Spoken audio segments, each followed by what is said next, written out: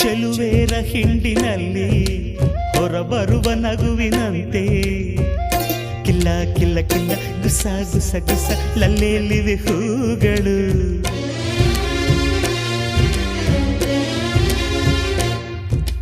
ಮುಂಜಾನೆ ನೀರಿನಲ್ಲಿ ಮುಳುಗೆದ್ದ ಹೆಣ್ಣ ಮೈಲಿ ನಿಂತ ನೀರಿನಂತೆ ಜಾರ ಮುತ್ತಿನಂತೆ ನೆಂದಾಡಿವೆ ಕಣ್ಗಳು.